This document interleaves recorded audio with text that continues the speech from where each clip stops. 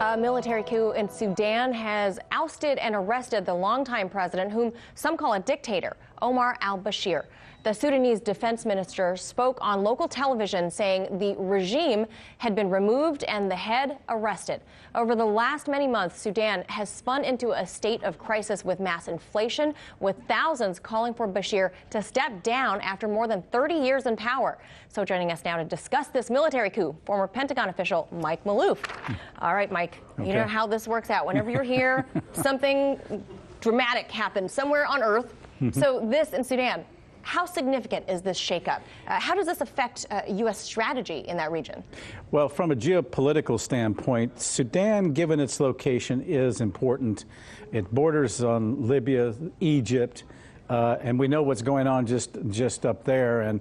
And these two countries have had internal problems. And whenever you have turmoil like this in any country, and instability, it's always an opportunity for jihadi Salafist groups to fill that vacuum and take over in the areas, especially when you have, in the case of Sudan, you have military and security people battling each other right now, this minute, in order to determine what do they really want to do in Sudan now that they have taken the president into custody. Yeah. So talk to us a little bit about him, about Omar al-Bashir. I mean, this is a man that many say is responsible for the slaughter in Darfur years ago. He's wanted by The Hague for crimes against humanity. I mean, he's not some innocent politician here, right?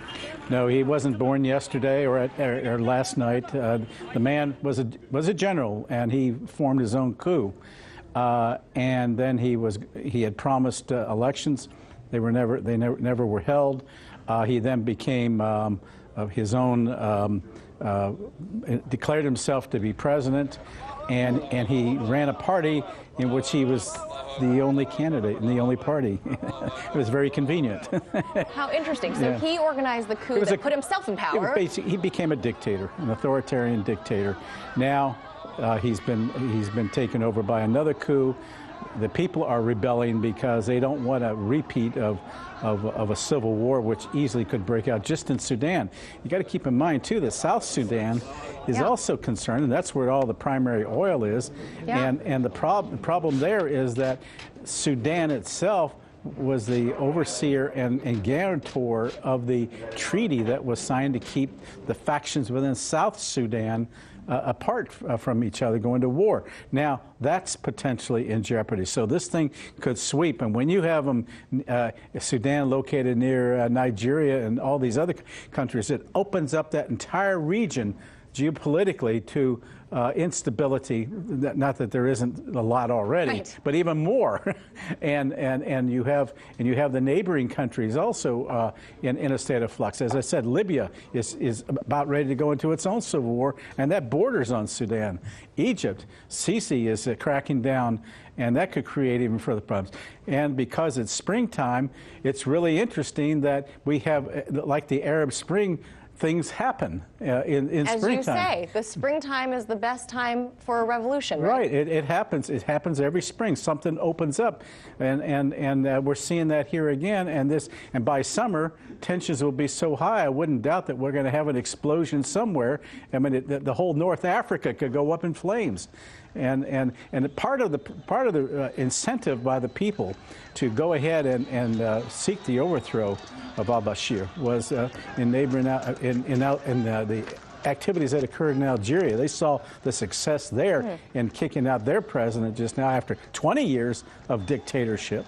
And now they want a civilian government formed in Sudan. And the question is, will the military go along with that? And they haven't figured that out yet. So, I mean, we need that little bit of history to put context here, because as you said, this is something that the military in Sudan has done repeatedly throughout their history. Some governments are still calling this coup illegal, though. I mean, is it, or is this kind of the right way to go? Well, it depends upon who supported him. And as you pointed out, he is under the International Criminal Court has indicted him or once his arrest. Well, a number of countries don't recognize it, and there's some question over what the real charges were, even because of the battle in Darfur.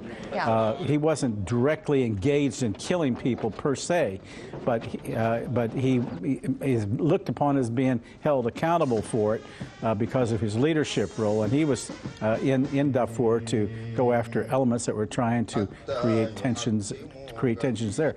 You have people who are uprising because conditions are so bad. You pointed out at the top that the country is going into inflation. I mean, they have tremendous recession. People are poor. Yeah. The economy is in ruins, and even though they get oil from South Sudan, they're not benefiting from it. Right, as I say, it's always the economy, right, Stephen? It's what's happening here. So, real briefly. The government, they need a transition government. You talked about South Sudan, right, which factioned off, seceded into its own to South Sudan. They have all the oil.